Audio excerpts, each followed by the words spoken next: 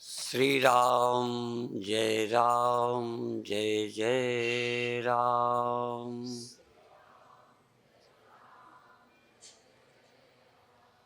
श्री राम जय जय राम।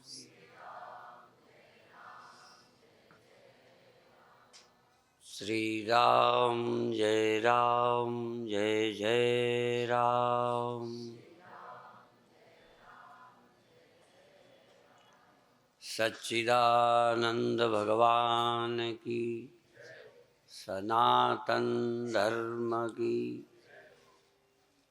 दिन में चर्चा की थी, उसी विषय को क्लियर करना है, साफ करना है। दो बातें जानने के लिए भागवत ने कहा। भागवत में चतुश्लोकी भागवत है, उसी का ये चौथा श्लोक है। 4 श्लोकों में भागवत। मैं तो जैसे पिता की परिक्रमा शंकर की गणेश ने कर ली, ऐसे ही मैं पूरी भागवत तो पढ़ सकता नहीं, तो अपन ने 4 श्लोक ही पढ़ लिए। और यद्यपि संस्कृत में कल्पना से ज्यादा पढ़ा हूं, पर मेरी हिम्मत ही नहीं पड़ती। इनके प्रयत्न से प्रसन्नता होती है। कभी कल्पना नहीं कर सकते थे कि कल्पना इतना करने लगेगी। तो कुछ भगवान गिफ्ट देते हैं। ऋतंभरा को भगवान ने उसको स्मृति बहुत दी है, हमको याददाश्त बिल्कुल नहीं रहती, भूल जाते हैं। ऋतंभरा के कितने बच्चे हैं, सबका नाम सब जानती। मैं अपने चेलों का कई का नाम नहीं जानता। गृहस्थ के नहीं, जो साधु हैं, ये 30-40 होंगे, इतने के भी नाम नहीं जानता, कभी जरूरत ही नहीं पड़ती। मैं अपना फोन नंबर जानता हूं, बाकी का फोन नंबर नहीं आता, रास्ता भूल जाता हूं। पर ये सब कमियां होते हुए दुखी नहीं हूं। लोग अपनी कमियों से दुखी होते हैं, क्योंकि उनके पास कोई मूल्यवान चीज नहीं है, तो इन्हीं में सुख ढूंढते रहते हैं। जिसके जीवन में परम मूल्यवान मिल जाए, ये याद रहे न रहे, ये तो सोने वालों ने कह दिया। किस किस को याद करिए, किस किस को रोइए, आराम बड़ी चीज है, मुंह ढक के सोइए। क्या चिंता करते रहो, चैन में सो। सेते सुखम कस्तु समाधि निष्ठो। सही चैन से कौन सोता है? जो समाधिस्थ है, जिसकी कहीं आसक्ति नहीं, पकड़ नहीं, मुक्त है, वही ठीक नींद सोता है। ज्यादा आसक्त चिंता वाले आदमी को नींद भी ठीक नहीं आती।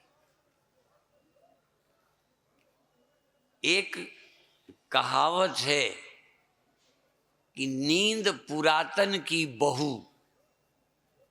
नींद सबकी पुरानी पत्नी है, जन्म से आपके साथ आई।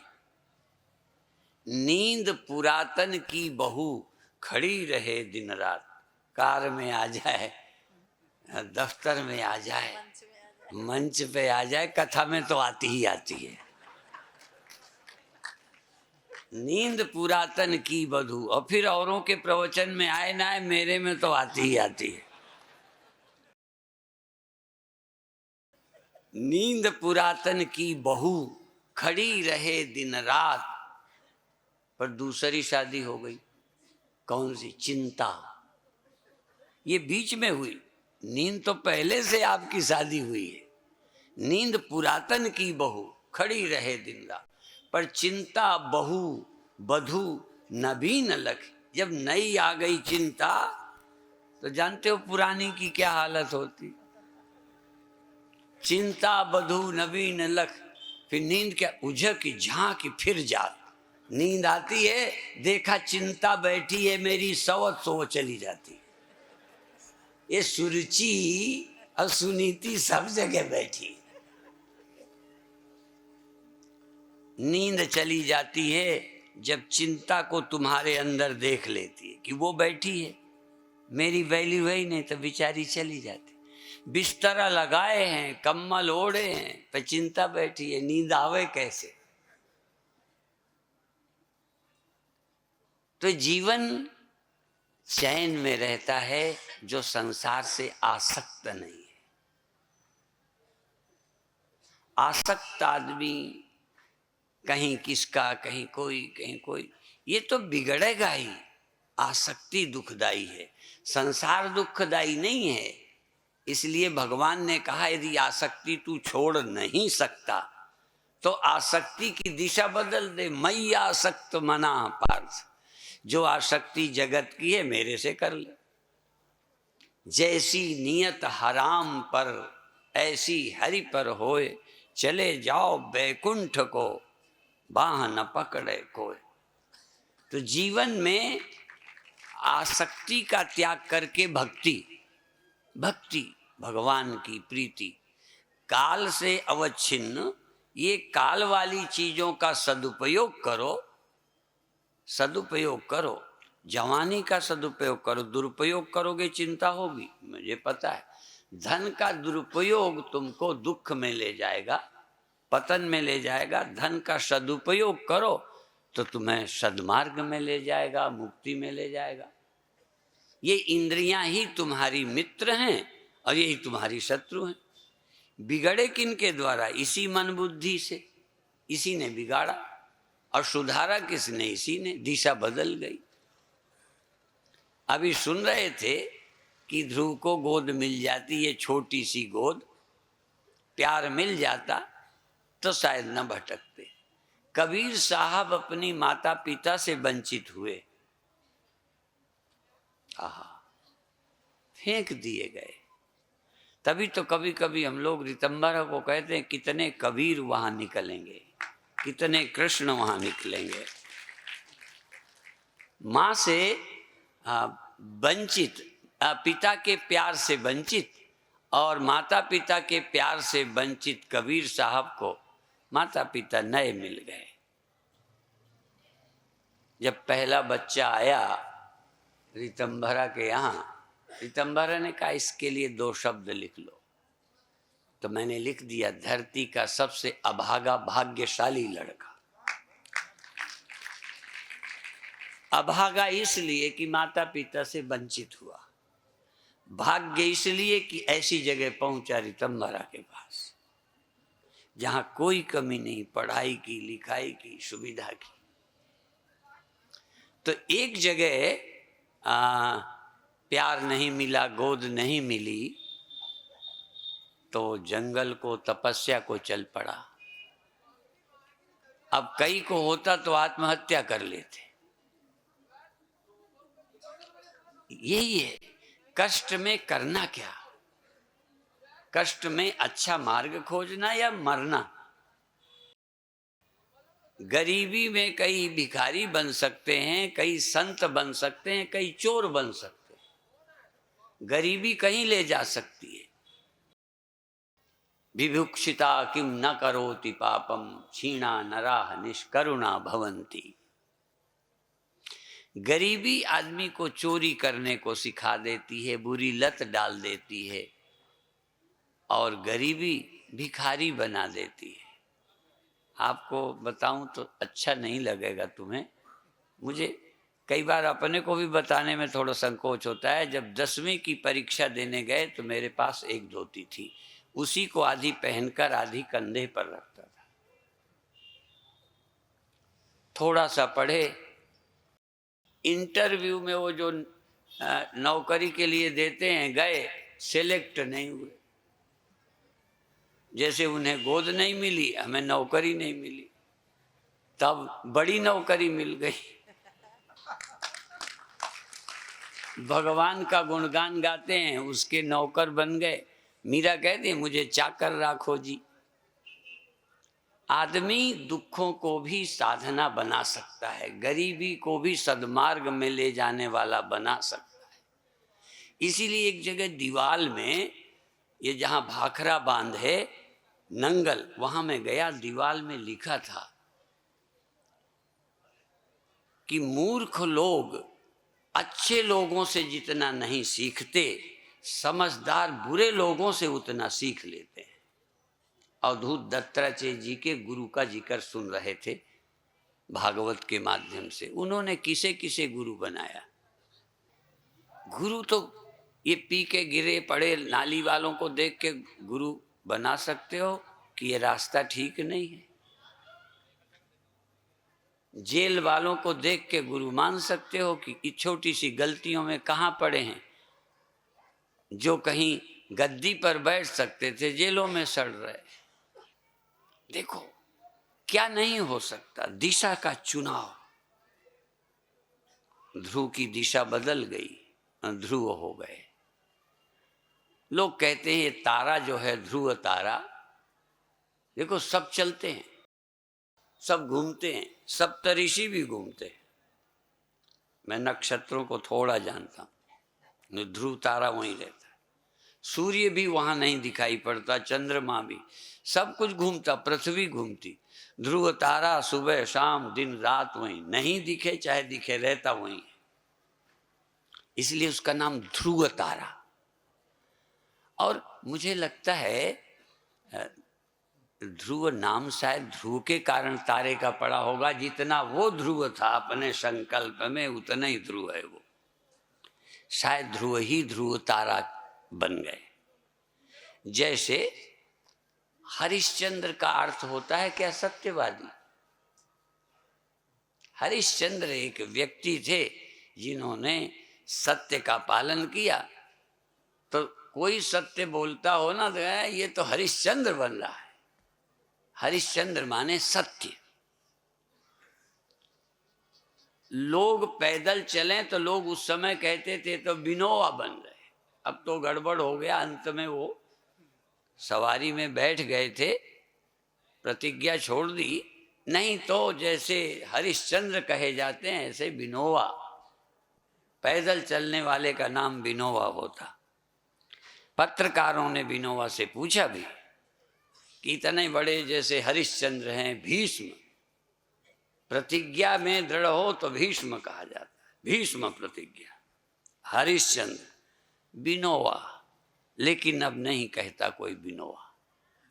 बिनोवा से पूछा कि इतनी बड़ा तुम्हारा ये होता, लोग कहा करते बिनोवा, कहने भी लगे थे। उन्होंने पूछा आपने क्यों छोड़ दिया, प्रतिज्ञा क्यों छोड़ी? वो कहते प्रतिज्ञा मेरा काम नहीं है, काम के लिए प्रतिज्ञा है, काम में प्रतिज्ञा बाधा बनी, मैंने प्रतिज्ञा छोड़ दी। कई बार लोग प्रतिज्ञा नहीं छोड़ते। प्रतिज्ञा लक्ष्य, जो अभिमानी है वो प्रतिज्ञा नहीं छोड़ते। जो लक्ष्य पर नजर रखते हैं, यदि प्रतिज्ञा छोड़ने से लक्ष्य पूरा होता है तो प्रतिज्ञा छोड़ देते। शायद आपको समझ नहीं आए। कृष्ण भगवान ने भी प्रतिज्ञा छोड़ी। उन्होंने कहा था मैं शस्त्र नहीं उठाऊंगा, निहत्था रहूंगा। उन्होंने उठा लिया। कहते तुमने प्रतिज्ञा छोड़ी? कह मेरी दो प्रतिज्ञा, शस्त्र नहीं उठाऊंगा ये भी प्रतिज्ञा थी, पर मैं भक्तों की रक्षा करूंगा, धर्म की स्थापना करूंगा, ये भी तो मेरी प्रतिज्ञा है। तो मैं किसको पूरा करूं? मैं तो पूरा करूंगा लक्ष्य।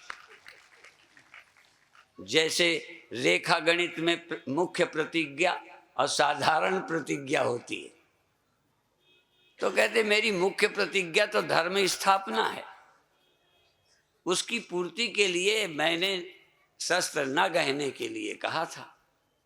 जैसे गांधी जी का त्याग, सत्याग्रह। अब सत्याग्रह से आजादी मिल गई तो मिल गई, नहीं तो शस्त्र उठाने के पक्ष में हो जाते। देखो ना समझ आदमी का लक्ष्य प्रतिज्ञा होता है, समझदार आदमी का लक्ष्य लक्ष्य होता है, प्रतिज्ञा उसकी साधन है। आप भी देखिए क्या चाहते हो? शांति चाहते हो कि पैसा? यदि लक्ष्य पर ध्यान होगा तब ज्यादा पैसा चाहिए तो ज्यादा सही, कम पैसा चाहिए तो कम सही। हमको यात्रा करनी है, टिकट मिल जाए और पहुंच जाए। हमारी नजर पहुंचने में है। बहुत बार इस क्लास की टिकट नहीं मिलती तो उस क्लास की। हमको यदि सेकंड की ना मिले तो फर्स्ट की लेंगे। हमारी सोच ये है, लेकिन जाना है तो लेंगे। इसी तरह से एक संत से किसी ने पूछा, तो तुम सेकंड क्लास में क्यों चलते हो? चले। सेकंड क्लास में क्यों? कहते फर्स्ट की टिकट नहीं मिली इसलिए। उल्टा हो गया, फर्स्ट की नहीं मिली तो सेकंड में जाए। यदि रिजर्वेशन नहीं मिले तो खड़े खड़े जाएंगे। आपको नहीं मालूम, एक क्लास का नाम मैंने रखा था। हम घूमते थे, अब गाड़ियां भरी चलती थी। अब तो जनसंख्या बढ़ जाने पर भी गाड़ियां तुलना में कम भरी। हमने ऐसी गाड़ी भरी देखी हैं, खाली भी देखी, भरी भी देखी। तो हम बाहर पावदान में खड़े होकर डंडे को पकड़ के यात्रा की और कमर से अपने को डंडे से लंगोटी से बांध लिया कि कहीं गिर न जाए। तो उसका नाम रखा चिमगादड़ क्लास। आज लटक के जाओ तो चिमगादड़ ही क्लास हो गया। अब सरकार की योजना में ये क्लास नहीं है तो सब काम सरकार थोड़ी करती, कुछ तो अपनी मजबूरियां करती। तो जीवन को जीने के लिए और कितनी जगह मान अपमान आनंद लेते रहे। ये प्रोफेसर प्रेमचंद बैठे हैं पुखराया। एक बार हम स्टेशन पर उतरे, बस अड्डे गए। सारी ना बताऊंगा, एक बताऊं। टिकट ले ली, हम आगे बस में बैठ गए अपर क्लास में। नई पीढ़ी तो अपर क्लास बस में जाने की नहीं, पहले अपर क्लास भी होता था। और बीच की एक सीट पूरी होती थी। तो मैं अपर में बैठ गया। कंडक्टर ने आओ देखा न ताओ। देखा बाबा इतना बड़ा, उठो बाबा चलो पीछे, ऐसे डांटा। अब मैं सुनता रहा, बुद्धू बन के। देखो जीना है तो बुद्धू बन जाओ, अंधवत बधिरवत मूढ़वत। तुम थोड़े में समझदार बन जाते हो। ये हमें कहा, उसने खूब बड़बड़ा के कहा। कहते उठो बाबा। हम उठे तो नाकने लगे वो सीट को। तो कहते नहीं बाबा नीचे से जाओ। नाकने नहीं दिया तो हम नीचे उतरने लगे। 2 खिड़की, एक ही आगे एक पीछे, तो नीचे उतरने लगे। तो कहते दिखाओ बाबा टिकट कहाँ की है। तो मैंने दे दिया। देख लो बाबूजी। तो इतना तो पढ़ा था, मुझे मालूम थी टिकट सेकंड क्लास की अपर की थी। तो मैंने देख लो बाबूजी। अच्छा बैठे रहो बैठे रहो। तब भी इतना भी नहीं कहा कि मूर्ख पहले पूछ लेता टिकट तब कुछ कहता। इतना सब ऐसे ही कह गया। ये है भारत की समझ। जाने अनजाने कि बाबा पहले तो टिकट ही नहीं लेते, फिर अपर। हम तो खरबूजा भी मांग लें ना कभी, वो नदियों के किनारे, उसने फले हैं तो कहते थे अभी कच्चे। जानता है बाबा ऐसे ही फ्री खाएंगे, कोई वैल्यू थोड़ी है हमारी। स्वामी विवेकानंद ट्रेन में थे, 2 जेंटिलमैन उसी में थे। अब विवेकानंद ऊपर की सीट में थे, ये दोनों बातचीत करते अंग्रेजी में। साधुओं को जितना कहना चाहिए सब कुछ कह लिया। ऐसे होते हैं, वैसे होते हैं, हराम का खाते फिरते हैं, कोई ऐसे।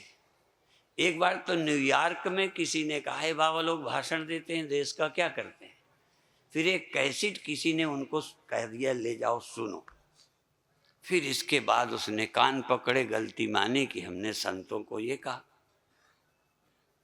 संत को कोई कुछ समझता नहीं, ऐसे ही वो कहते रहे। पर संत भी जानते हैं, जैसे जड़ भरत ने वो रघु रघुगण के उसमें पालकी में लग गए थे। है समय है, ये भी एक तरीका है मोड़ने का। कई साधुओं ने चोर को आराम से रखा और खिलाया पिलाया और कहा ये भी ले जाओ। अब वो बदल गए, चोर बदल गया। कभी कभी आदमी ज्यादा उदारता से बदल जाता है। बदलने का भी ढंग होता है। तो विवेकानंद का भी ढंग ही है। ये थोड़ी कि बुद्धू होते हैं, बुद्धू दिखते हैं, बुद्धू होते नहीं। साधु जितना चालाक और समझदार कोई होता नहीं है। कंडक्टर ने हमें बुद्धू मान लिया तो क्या हो गया, हमने तो आनंद लिया। कई बार हमें लोग सम्मेलन में बुलाते हैं और फाटक में घुसने नहीं देते। वो सोचते नहीं, जैसा नाम सुना परमानंद ऐसे, वो जानते भी नहीं कि ऐसे होते होंगे परमानंद। सच्ची घटनाएं हैं ये मैं कोई हंसने के लिए नहीं बोल रहा। तो विवेकानंद को अंग्रेजी में वो कुछ कहते रहे, तो उन्होंने जनाने के लिए जानकर जब टीटीआई आया तो हिंदी में नहीं बोले, अंग्रेजी में विवेकानंद बोले। अब वो शक पकाए जो अंग्रेजी में बोलते रहे। ज्यादातर ये मानते हैं कि बाबा पढ़े तो होते ही नहीं, ये धारणा है। तो विवेकानंद ने जब अंग्रेजी में बात की, टीटीआई से कुछ जलपान आदि की, फिर वो चला गया। तब उन्होंने कहा तो आप तो पढ़े हो, कहने लगे हाँ। तो आप तो सब समझते रहे, कहने लगे हाँ। तो कहने आप बोले क्यों नहीं बीच में, हम इतनी देर आपकी महिमा गाते रहे। तो कहते ये तो अपना अपना है, जाकी रही भावना जैसी, प्रभु मूरत देखी तीन तैसी।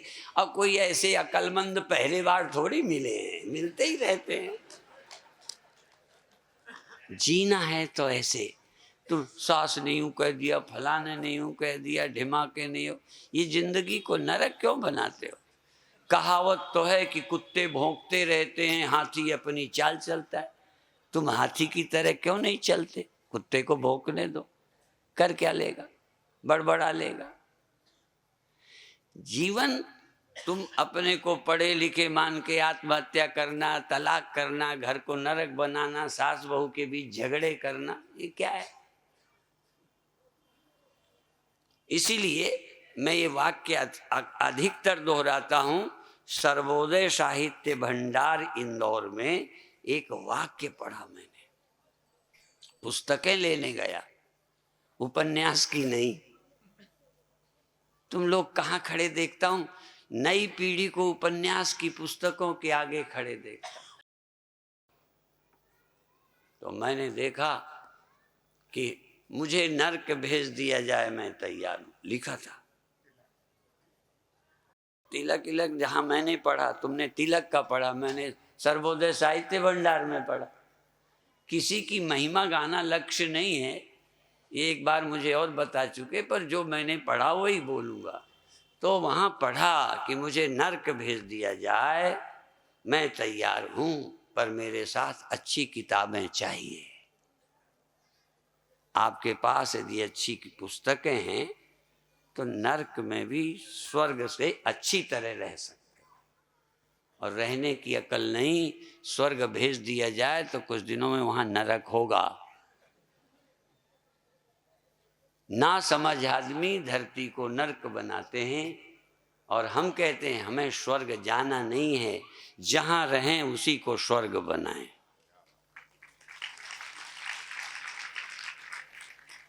हो सके तो कोशिश करो ये सुना हुआ तुम्हारे काम आए।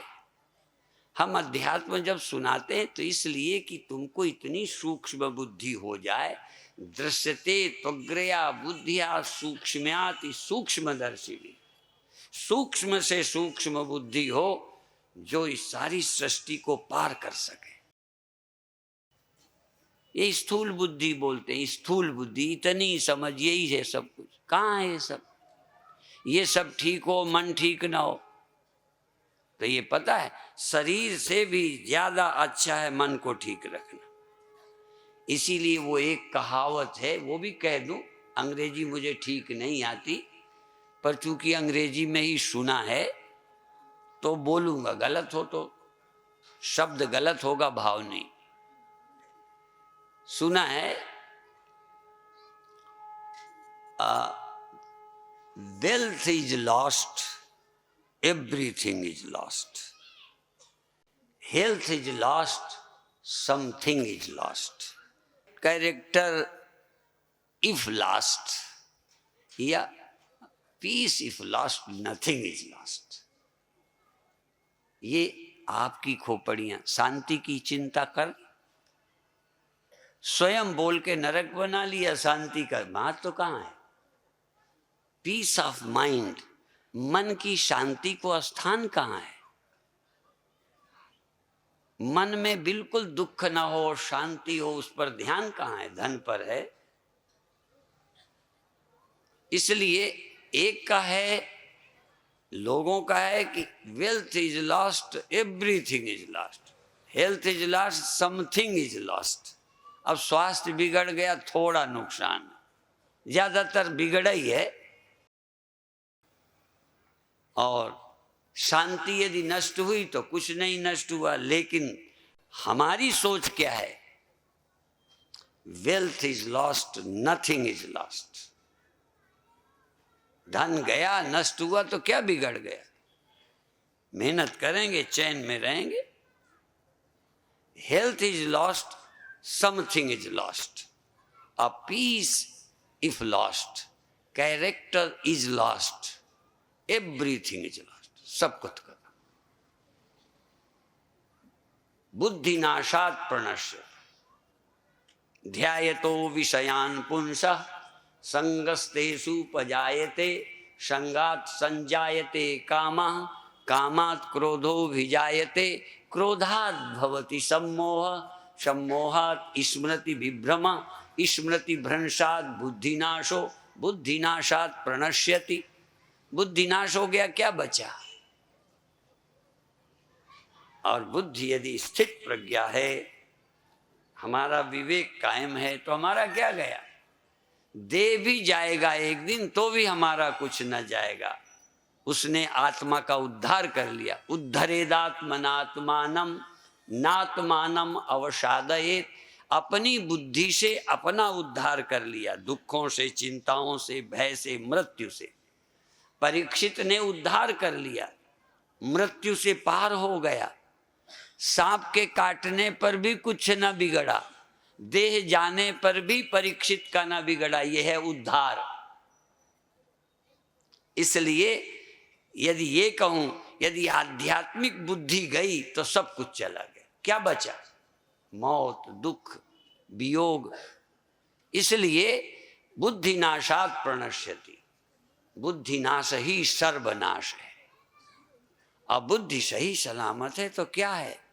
परीक्षित ने 7 दिन में बुद्धि पाई, स्थित प्रज्ञता पाई, समाधि पाई, ब्रह्मनिष्ठा पाई 7 दिन में।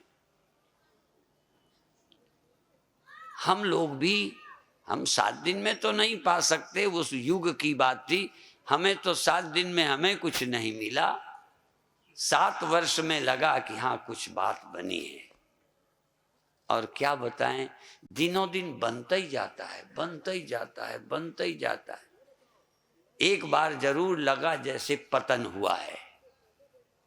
ध्यान लगाते थे, समाधि लगाते थे, आनंद में बैठे रहते थे, आनंद ही आनंद। जब वो जरा लुप्त हुआ तो एक बार लगा जैसे गड़बड़ हो गई, पतन हो गया, वो कहाँ खो गया। ऐसे लोग हमें भी मिलते हैं जो बहुत अच्छे साधना थी, अब नहीं होती, अब नहीं लगती, ये शिकायत रहती है।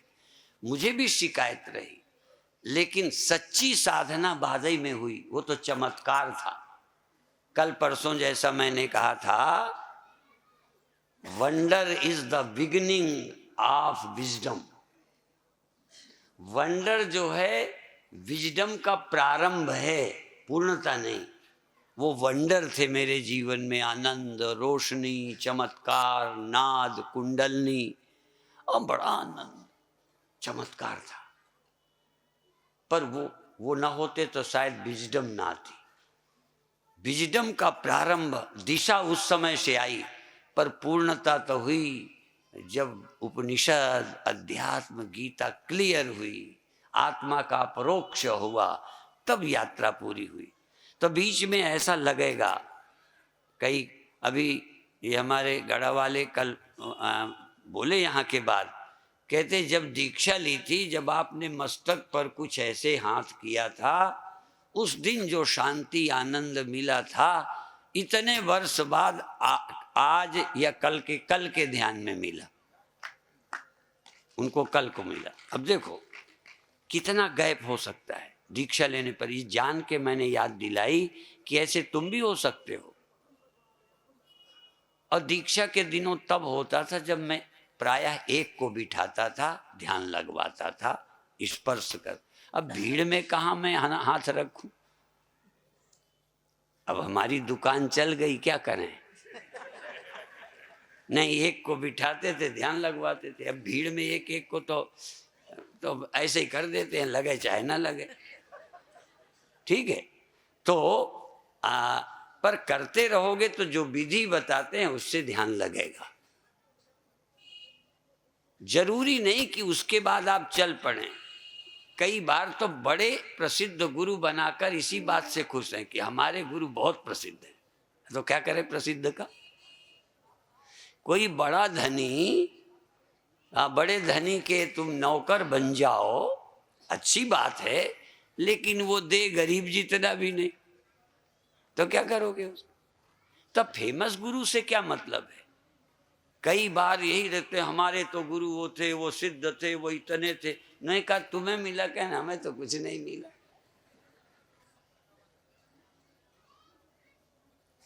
ऐसे ही आप ग्रंथों की महिमा गाओ, संतों की महिमा गाओ, पढ़े हुए हो।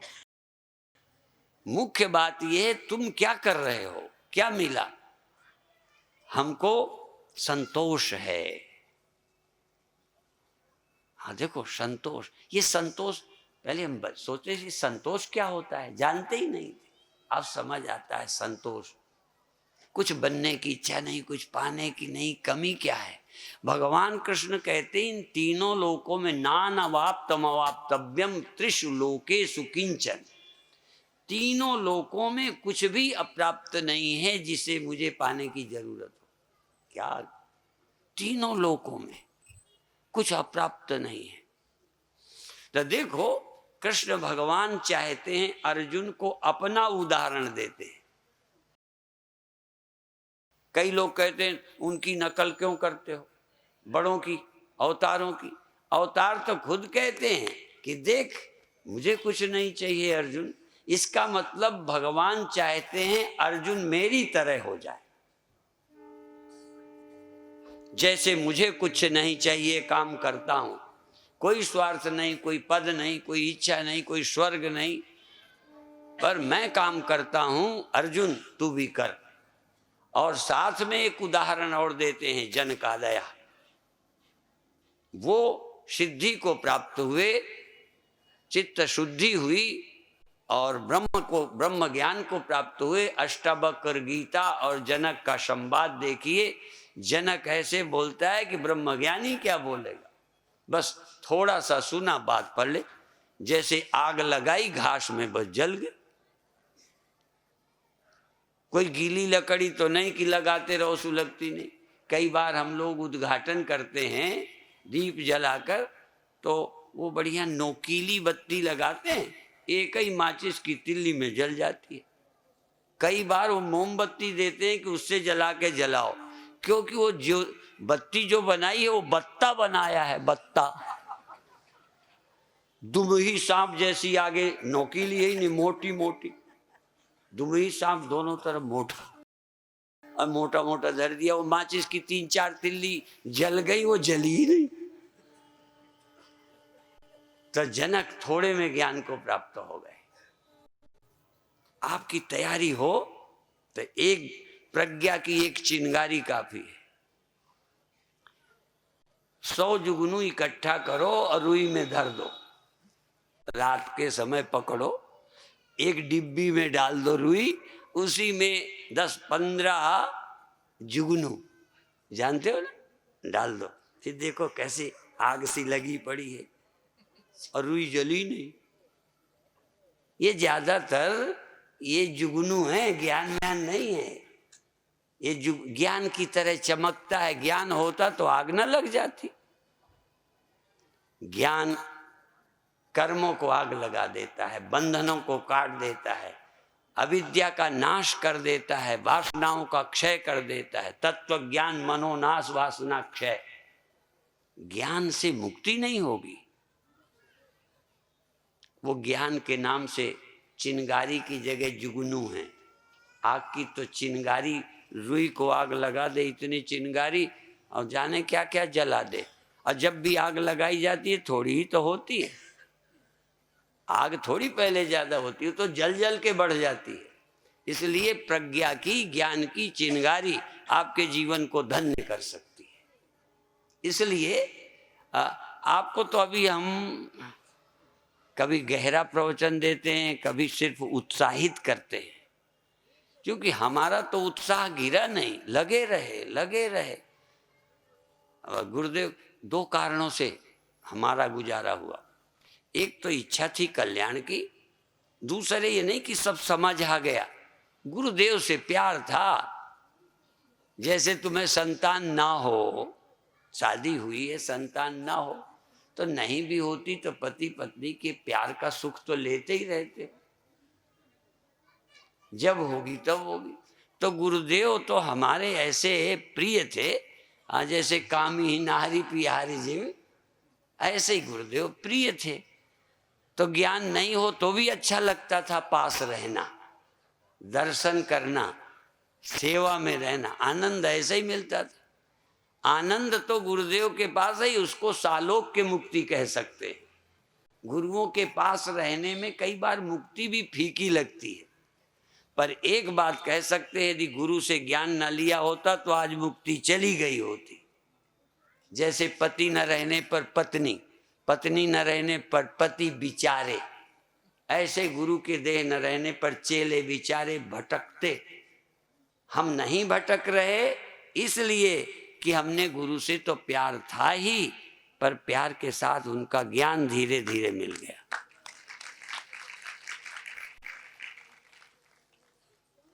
इसलिए हम तुमको उदाहरणों से समझाते हैं कि गुरु पर श्रद्धा तो चाहिए, जिससे पास बैठना सुनना सब अच्छा लगेगा, और अच्छा लगेगा तो कोई ना कोई बात अंदर धंस जाएगी। इसलिए गुरु पर श्रद्धा होनी चाहिए। और गीता में भी कहते हैं, श्रद्धावान लभते ज्ञानम तत्पर संयतेन्द्रिया। इसी तरह रीते ज्ञानान न मुक्ति, ज्ञान के बिना मुक्ति नहीं होती। तद ज्ञानम गुरु भक्तितः, और वो ज्ञान गुरु भक्ति से मिलेगा, ऐसे नहीं। बता दो स्वामी जी, हाँ, गुरुदेव का प्रसन्न श्रद्धा, थकान देखो, प्यार देखो, पैर छूने में अपने को श्रद्धा से छुओ, हाथ जोड़ो, आनंद लो, गिराओ नहीं। और तुम तो मुझे क्या गिराओ, मुझे बड़ी चिंता तुम्हारी रहती, मैं खड़ाऊं रखता हूं, ऊपर खूंटी रहती है। कई बार तुम्हें तो उतना नहीं लगता, पर तुम अपने बच्चे को कमर से पकड़कर जब ऐसे करते हो मेरे पैरों में, तो कई बार मैं पैर हटाता हूं कि अभी उसके सिर पे लगेगी खड़ाऊं की खूंटी, तो रोएगा और हमेशा के लिए हमसे डरेगा कि बाबाओं के पास बड़ा खतरा है, बच्चे को यूं डाल देते हो। तो क्या ख्याल है, हर काम ऐसे प्यार से, नमस्कार करो प्यार से, बच्चे को पहले प्यार, मन तैयार करो बच्चे का। बच्चे को तो हम लोग क्या कहते हैं, बच्चे को कुछ टाफी देंगे, कुछ और देंगे, फिर कहो स्वामी जी के पास बैठो, हाथ जोड़ो, जोड़ेगा। अब वो कहा जाने स्वामी जी कौन जानवर होता है। तो स्वामी जी, अब तुम स्वामी जी समझते हो तो नया बाबा है, अजीब वेशभूषा है। बच्चे क्या, साधु को देख के तो कुत्ते भौंकते हैं। आप लोग कितने जाओ नहीं भौंकेंगे, सिर्फ ये देखते हैं नए ड्रेस वाले कौन है, इसलिए हमें तो कुत्ते भी भौंकने लगते। इसलिए साधु से बच्चे डर जाते हैं। इसलिए पहले स्वामी जी का कोई और बात कि बच्चे को कुछ दें, ये ले लो, कई बार वो दूर से पहले केला दिखाया नहीं लिया, सेव दिखाया नहीं, टाफी दिखाया फिर आ गया। अब देखो प्यार की बात है, कौन किससे आता है। ऐसे ही आप लोगों को भी कभी कभी टाफी, काहे कि स्वर्ग मिलेगा, ये फलाना मिलेगा, टाफी देते हैं, फिर मुक्ति की बात। अरे टाफी ना दे तो तुम ही आना बंद कर दोगे। इसलिए कथाओं में आवश्यक है कि तुम्हारे स्तर की भी कुछ बात हो, पर क्या करूं, मेरा अपना स्तर है, इसलिए वही सुनाता हूं। आज का विषय में अभी है, आज आपको थोड़ा सुनाने का कहा था। क्या? सदा माने हमेशा, सदा माने ज्यादा दिन नहीं, सदा माने कालातीत। जिसको काल, देखो काल, काल शब्द बड़ा विचित्र है, अकाल, महाकालेश्वर, कालातीत, ये जरा समझने लायक है। जिसको काल कभी खत्म कर दे, गलती करो चाहे ना करो, तुम कितना चरित्रवान बन जाओ, बुरा नहीं मानना, तुम कितने कुछ हो जाओ, शरीर को काल खा जाएगा। कितना सावधानी बरतो, ये जागृत अवस्था बदलेगी। चित्त वृत्ति अभी कहीं टिकी है, फिर कहीं जाएगी। वृत्ति ज्ञान चलता है, वृत्ति ज्ञान पैदा होता है, वृत्ति ज्ञान लय होता है, ज्ञान नहीं पैदा होता। ध्यान रखना, ज्ञान कभी पैदा नहीं होता, ज्ञान आज तक सोया ही नहीं, ज्ञान कभी जागा ही नहीं, पर जो जगा उसको हमने ज्ञान समझ लिया। ये उदाहरण अभी देकर समझाऊंगा। शुरू तो वो किया था, पर मैं खुद बहक गया। बहकने का हेतु है, तुम्हारे को देखता हूं। देखो ये मेरे कान हैं, मुझे सुनाई देता है। यदि सुनाई ना दे, किसी कारण कान ठीक ना हो, सुनाई न दे, तो मैं चेतन हूं कि नहीं? चेतन हूं, सुनाई नहीं दे रहा। जान के बताना चाहता हूं किसका धर्म है। अभी आपको, आप देख रहे हैं, यदि आंख में पट्टी बांध दें या कमजोर हो जाएंगी आंखें तो आपको दिखाई नहीं पड़ेगा। तो दिखाई पड़ना केवल चेतन नहीं, आंख पर निर्भर है। चेतन और आंख, जागृत अवस्था और आंख मिलकर देखते हैं, जागृत अवस्था और कान मिलकर सुनते हैं। ठीक है, इतना तो बात क्लियर है। ऐसे ही चेतन आत्मा जो समझ नहीं आती, पर चेतन आत्मा में बुद्धि मिल जाए तो जानना शुरू हो जाता है। जानना आत्मा का धर्म नहीं है, चेतन धर्म है। जैसे सुनना मेरा स्व नहीं है, सुनना कान पर निर्भर है। देखना मेरी नेचर नहीं है, देखना मेरा और आंख की नेचर है। देखना गया, इसका मतलब मैं अभी नहीं गया। ठीक इसी तरह जागना गया, चेतन नहीं जाता। स्वप्ना गया, चेतन नहीं जाता। सुषुप्ति हुई, चेतन नहीं गया। क्यों?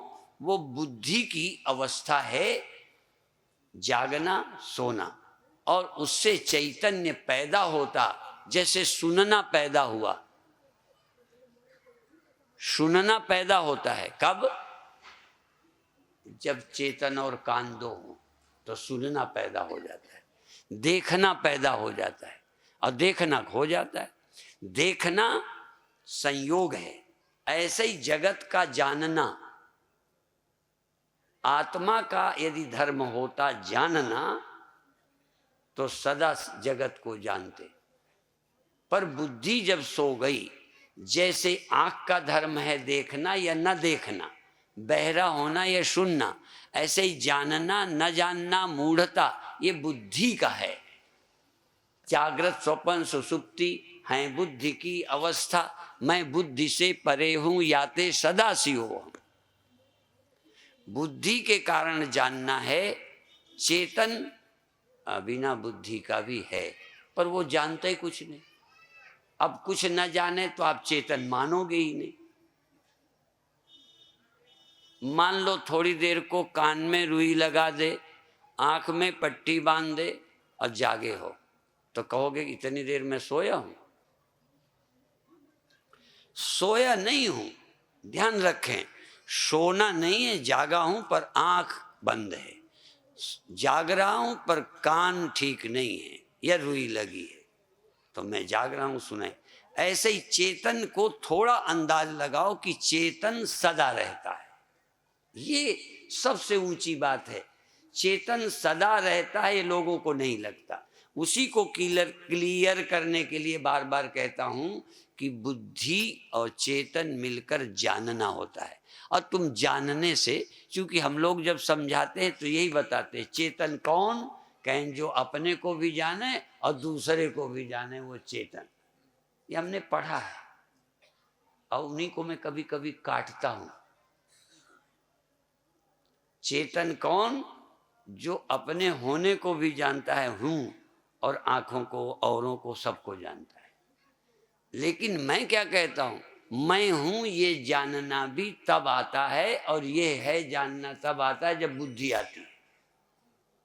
बुद्धि के पहले जानना जनाना कुछ नहीं। वहां जड़ चेतन का भेद भी नहीं है। जड़ चेतन का भेद तब हुआ जब बुद्धि आई, तो ये चेतन है, ये जड़ है।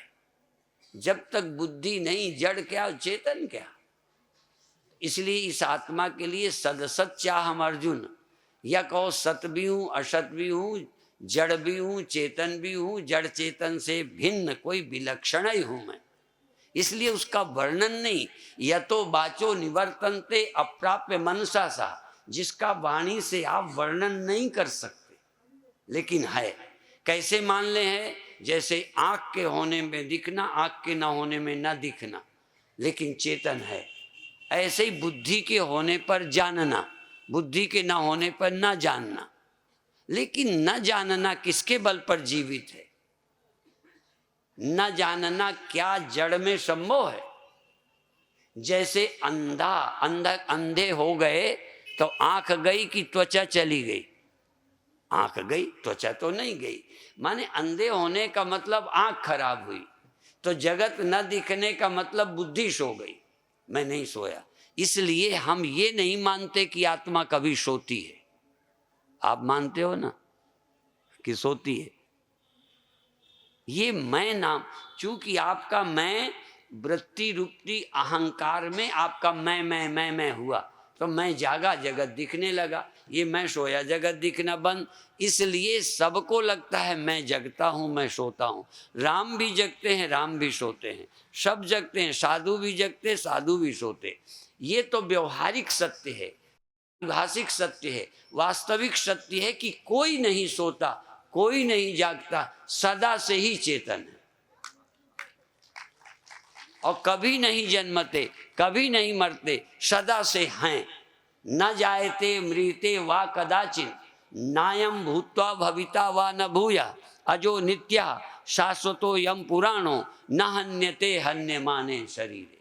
जैसे शरीर के मरने पर आत्मा नहीं मरती, ये दूसरा भी सीख। बुद्धि के जगने से आत्मा नहीं जगती, बुद्धि के सोने से आत्मा नहीं सोती। पर बुद्धि के होने पर ऐसा लगता है जैसे आत्मा है, और अब इस है में खतरा है। बुद्धि वाले है में, मैं में जगना है, सोना है, आना है, जाना है, प्रकट होना, तिरोहित होना। तो बुद्धि के रहते ये भी जान लो कि ये बुद्धि का धर्म है, मैं तो सदा से ही हूं। जब तक ये नहीं जानोगे, जैसे भगवान मान लेते हो ये भगवान है, ये अच्छा है, ऐसे ही शास्त्र के द्वारा पहले सोचना शुरू करो कि चेतन तत्व कभी नहीं सोता, चेतन तत्व कभी नहीं जागता। अब यदि तुम कहो प्रैक्टिकल सोना बंद करो, तो प्रैक्टिकल में बुद्धि जगेगी जरूर, सोएगी जरूर। इसीलिए एक बात मैं सबको कहता हूँ, तुम्हारी तरह भी जगना है, सोना है, पर हम कहते हैं हम जगते सोते नहीं। क्यों कहते हैं? तत्व से समझते हैं। आप तत्व से नहीं समझते, अनुभूति को प्रमाण मानते हो। अनुभूति को प्रमाण मानने वाले सोते हैं जगते हैं, अनुभूति को प्रमाण मानने वाले जवान होते हैं बूढ़े होते हैं। जो इस अनुभूति से भिन्न अपने को समझते हैं वो कहते हैं हम जन्मते मरते ही नहीं, हम बूढ़े होते नहीं, हम आते जाते ही नहीं, ये तो सब माया का है। माया मात्रमिदम द्वैतम अद्वैतम परमार्थता। तो इसको रटना नहीं है, इसको आधार बनाकर साधना द्वारा इसको समझने की कोशिश करो कि मैं बदलता नहीं हूं, चेंज नहीं होता। अभी देखो, अभी मैं स्थिर फिर चंचल, अभी मैं जागा फिर सो गया, मैं भी सोता हूं, मैं भी जगता हूं, मेरी वृत्ति भी चलती है, लेकिन तब भी मैं कहीं समझता हूं कि ये परिवर्तन वृत्ति का है। जागृत वृत्ति, स्वप्न वृत्ति, सुसुप्त वृत्ति, स्थिर वृत्ति, बहिरंग वृत्ति, अंतरंग वृत्ति, शब्द वृत्ति, स्पर्श वृत्ति, हाँ दुख वृत्ति, सुख वृत्ति पैदा होती है और लगने लगता है। अब हमें क्या करना है? अब उदाहरण आखिरी, चिड़िया, चिड़िया के सामने शीशा, हमारे सामने शीशा। चिड़िया के आंखें हैं कि नहीं? चिड़िया को शीशा दिखता है कि नहीं? चिड़िया के सामने उधर छाया दिखती कि नहीं? हमें दिखता कि नहीं? क्या फर्क है? एक फर्क है कि हमने चिड़ियों को चोंचे मारते देखा, लड़ते देखा, पीछे झांकते देखा। पीछे क्यों झांकती है? उधर है। मैंने तो एक जगह रहम किया, सच बोलता हूं, व्यास गद्दी से मुझे तरस आया कि बेचारी सुबह से शाम तक विंडो में बैठ के फिर ये चुनेगी कब, खाएगी कब, ये बच्चों से कम मिलेगी, लगी पड़ी हुई बैठी फिर यूं करे।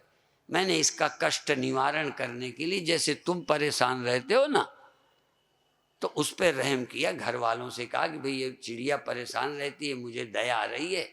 तो एक बड़ा सारी चादर लाके, फुल साइड का था, चादर लाके पूरे शीशे को ढाक दिया।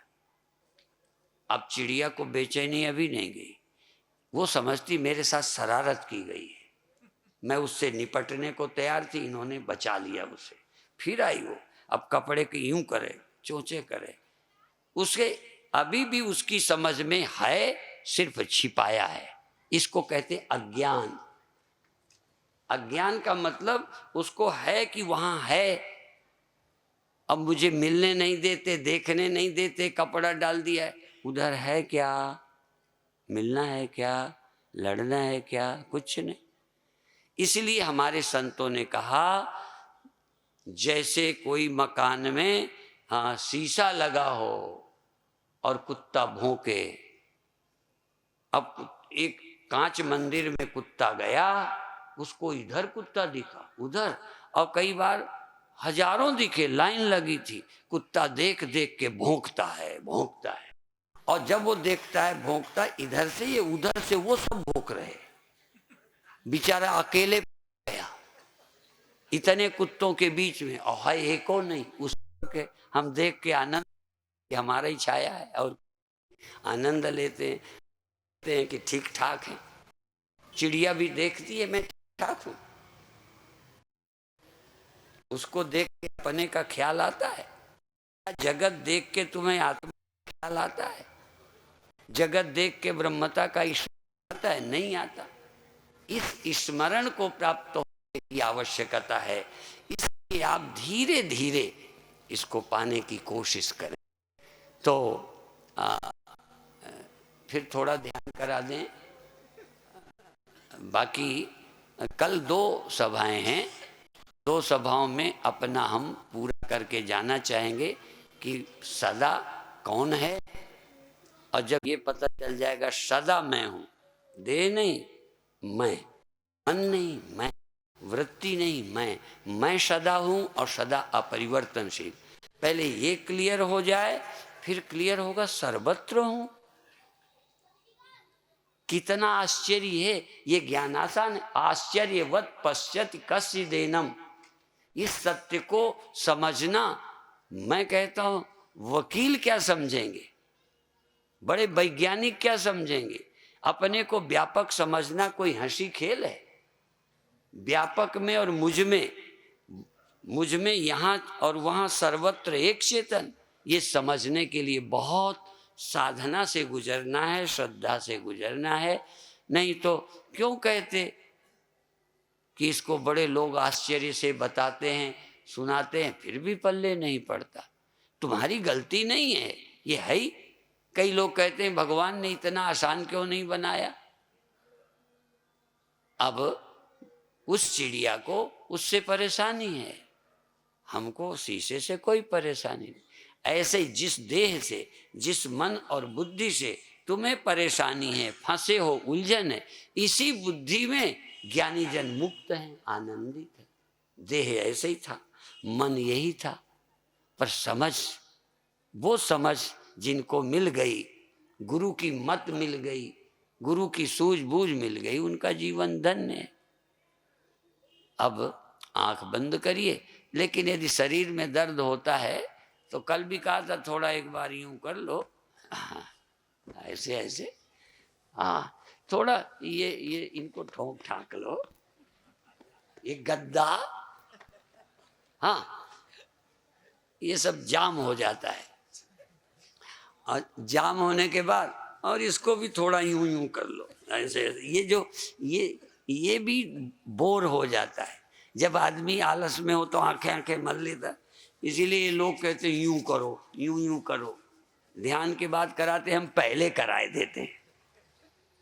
अलग अलग है, लोग अपने ढंग से करते हैं, तुम तो पीछे ऐसे ऐसे करते हो, हम पहले करते हैं, नहीं तो पहले ही सो जाओगे। हाँ, तो अब ऐसे बैठ करके आंखें बंद कर लीजिए। तो पहले आंखों को धीरे से प्यार से बंद करो, ध्यान ले जाओ आंख पर, और एक बार फिर खोलो आंख।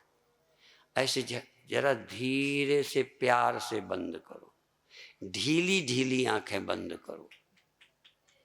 आंखें इतनी ढीली, प्यार से, आंखों में जोर नहीं डालो, तनाव नहीं डालो। पलकें इतनी नरम हैं कि आंख के ऊपर ऐसी कोमल, जैसे जीव दांतों के बीच में है ना, बड़े खतरनाक दांत हैं, इनके बीच में बिचारी पड़ी है, जिम दसनन महाजीव बिचारी, ऐसे ही बिचारे विभीषण। अब यहाँ उल्टा है, ये आंखें बिचारी पलकें राख्यो, पलक की नहीं, बहू को ऐसे रखना जैसे आंख को पलकें रखती हैं। ऐसे ही आप आंखों को बड़े प्यार से रखो, आंखों से प्यार करो, इनको कड़ा मत करो, पलक ऊपर पड़ी रहने दो। देखने के लिए भी इनको जोर न डालो, आराम दो। देखने में जोर पड़ता है, तनाव, कमजोर आंख वाले यदि पढ़ते हैं तो आंसू आ जाते हैं। आंसू आने का मतलब आंख कमजोर है, जोर पड़ा। अब हम देखने की कोशिश ही नहीं करेंगे, आंखें तो हैं, पर आंखों को आराम दूंगा, बिल्कुल मैं जोर नहीं दूंगा देखने के लिए, पर प्यार से आंखों को जरूर देखूंगा कि मेरी आंखें हैं, पलकें बंद हैं, जोर नहीं लगाता। इसी तरह कान मेरे हैं, सुनने पर जोर नहीं, आवाज की अटकी हो तो कान पर आ जाए, नहीं आनी ना आवे, मैं आवाज को लेने नहीं जाऊंगा, सुनने नहीं जाऊंगा, आवाज की अटकी है तो आ जाए। जैसे समुद्र नदियों को लेने नहीं जाता, जिसको अटकी है बहती बहती चली जाती है, शब्द तुम्हारे तक आ जाए, तुम अंदर जाग रहे हो। शब्द ध्वनि तुम तक कान के द्वारा पहुंच रही है, तुम अंदर जाग रहे हो, तुम चैतन्य सागर हो। साउंड, आवाज एक नदी है, 5 नदियां हैं। कान के द्वारा शब्द की नदी आप में गिर रही है, तुम चेतन हो, ध्वनि आई पर तुम शांत हो। इतनी नदियां गिरती हैं, सागर बढ़ता नहीं। हाँ, नदियों के गिरने से सागर नहीं बढ़ता, आवाज के आने से चेतन में कोई वृद्धि नहीं, कोई क्षति नहीं। नहीं आवे नदियां तो सागर सूखता नहीं। तुम चैतन्य हो, तुम चेतन हो, होश में हो, कान से आवाज आ रही है, आने दो, तुम्हें मतलब नहीं है, तुम बुलाओ मत और बांध भी ना लगाओ कि नदियां आने न देंगे। नदियों को सागर तक न पहुंचने देने वाला बांध मत लगाओ। शब्द को आने में रोक मत लगाओ, शब्द को बुलाओ भी नहीं, रूप को बुलाओ भी नहीं, रूप देखने जाओ भी नहीं। आते हैं स्मृति आने दो, तुम शांत रहो। दिमाग में कोई ख्याल आता है तो आ जाने दो, नहीं आता ना आने दो। तुम कोई ख्याल रोको मत, किसी स्मृति को। मत्ता स्मृतिर्ज्ञानम अपोहनंच, मेरे से हो रहे हैं, कोई स्मृति को लाना नहीं, कोशिश नहीं करना। लाना माने कोशिश नहीं करना। आती है आने दो, आने वाली याद को रोकना नहीं। तुम शरीर के भीतर जागे रहो। देखो, बूंद से तुम सागर हो जाओगे, तुम छोटे से विराट हो जाओगे। तुम हो अंदर छोटे से, लेकिन जहां तुम नदियों को आने दिया, शब्द आए और तुम शांत हो, स्मृतियां आए पर तुम आनंदित हो। कोई याद आवे प्रसन्न बने रहो, ना आवे याद तो याद के लिए तड़फो मत। कोई याद लाने की चेष्टा मत करो, किसी याद को हटाने की कोशिश मरो। तुम चेतन हो, और जहां ये हुआ कि बूंद से तुम सागर हो गए, फिर कुछ भी आ जाए तुम में समा जाएगा। शब्द समा जाएंगे, रूप समा जाएंगे, स्मृति कल्पनाएं समा जाएंगी, सब कुछ। स्पर्श समा जाएगा, गंध समा जाएगी। गंध आई वह नाक से आने दो, अंदर आई आ गई, नहीं आई नहीं आई। मैं जाग रहा हूं, मैं सागर हूं। आपूर्यमाणम अचल प्रतिष्ठम समुद्रमापा प्रविशन्ति यद्वत्, जैसे सागर में नदियां गिरती रहती हैं, सागर कोई इच्छा नहीं करता कि आवे नदियां, विरोध भी नहीं करता। ऐसे व्यक्ति को जितने भी विषय आवे, हाँ, संसार की कोई चीज कान से आवे, आंख से आवे, रसना से आवे, नाक से आवे, त्वचा से आए, पर तुम त्वचा के भीतर सावधान हो, आंख के पीछे सावधान हो, कान के पीछे सावधान हो। किस लिए? आने से रोकेंगे नहीं, हाँ, और कहीं जाएंगे नहीं, कहीं नहीं। हम कोई भिखारी नहीं हैं कि रूप को तरसें, हम भिखारी नहीं हैं कि शब्द को तरसें, छूने को तरसें, हाँ, खाने को तरसें। शांत हैं हम, शांत। शांतो मुचेत बंधेभ्यो, शांत व्यक्ति मन बंधन से मुक्त हो जाता है। और यह ज्ञान शांत व्यक्ति को मिलता है। शांत चित्त, प्रसन्न चित्त व्यक्ति को ज्ञान की उपलब्धि हो जाती है। हाँ, अंदर हापाधापी नहीं, घबराहट नहीं, कुछ नहीं, शांत। और अब थोड़ी देर प्यार से श्वास आने दीजिए, जाने दीजिए, कोई परेशानी नहीं। शरीर को रहने दीजिए, आवाज आने दीजिए, रूप आने दीजिए, स्मृति आने दीजिए, ख्याल आने दीजिए, हाँ, कल्पनाएं उठने दीजिए। पर तुम क्या करो, जैसे आकाश में आंधी आती है, अपने आप कुछ देर में शांत हो जाती है। आकाश कुछ भी नहीं करता, धूल उड़ती है, खत्म हो जाती है, कोई सफाई नहीं करता। तुम्हें भी कुछ करना नहीं। यह गुण साधन ते नहीं होई, तुम्हारी कृपा पाओ कोई कोई, कोई कोई कोई सत्य हाथ लग जाएगा कि कुछ भी करने की जरूरत नहीं है। केवल आप हैं शांत, हैं चैतन्य, हैं अकर्ता, अकर्ता हैं, अभोक्ता। कोई भोगने की लिप्सा नहीं, आनंद आवे फलाना आवे आवे ना आवे ना आवे, कुछ भी नहीं, मुझे कोई कामना नहीं, और मैं साक्षी चेतन हूं। 1 मिनट शांत रहिए, मौन रहिए, मौन। कुछ ना करिए, कुछ ना करिए। अपने आप कुछ हो गया तो हो गया, हो गए में तुम करता थोड़ी हो, तुमने किया हो तो करता हो, हुआ है तो तुम करता नहीं हो। अपने आप याद आ गई, तुमने लाने की चेष्टा नहीं की। सिर्फ एक शर्त है, तुम करता मत बनो, तुम करने वाले ही नहीं हो। आपकी बुद्धि में धंस गया है कि मैं करता हूं। अहंकार से मूढ़ व्यक्ति अपने को करता मानता है नहीं? तो आज जाग जाओ, अमूढ़, तुम करता नहीं हो। गच्छन्ति अमूढ़ा पद्मभ्यम, तुम करता नहीं हो। आवाज आ गई, तुमने क्या किया? स्मृति आ गई, क्या किया? स्मृति नहीं आई, तुम्हें चाहिए क्या? जो हो गया हो गया, मन चला गया चला गया, आ गया, रुक गया, तुम करो मत। मन को रोकने की इच्छा छोड़ दो, कुछ करने की इच्छा छोड़ दो। तुम अपनी ओर से करता ही नहीं हो।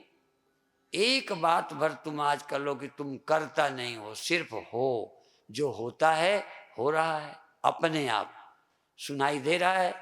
सुनने की कोशिश मत करना, देखो सुनाई न दे तो कहो। तुम शब्द रोकने की कोशिश मत करना, झगड़ा तो यही है कि तुम रोकने लगते हो, ये क्यों आवाज आई। सब कुछ होने दो, करता मत बनो। और हो सके इंजॉयर, भोगता भी मत बनो। बस साक्षी चेतन, साक्षी चेता केवलो निर्गुणश्च, ऐसे रहिए प्रसन्न चित्त, शांत चित्त। क्यों? अशांत तो होते हो विरोध से, ये क्यों होता है, वो क्यों होता है, ये कहा वो कहा, ये ना हो वो ना हो। इसलिए इसमें सहज पके सो मीठा हो। करने के कारण तुम नहीं पहुंचे, ये यात्रा तो बहुत आसान है, एक दिन में लक्ष्य मिलता है। अभी कहा जाता था संतों की, गुरु की कृपा से सेकंडों में काम हो जाता है। और अब 1 मिनट मौन, शांत, अकर्ता, कुछ भी नहीं हो रहा है। तुम ये मत कहो कि ये क्यों होता है, हो रहा है, होने दीजिए। अंदर से विरोध न करिए, राग न करिए, द्वेष न करिए, सहज चैतन्य रहिए, सहज चेतन रहिए, चॉइसलेस अवेयरनेस। और अब धीरे धीरे छोड़ दीजिए, धीरे धीरे सहज भाव से छोड़िए।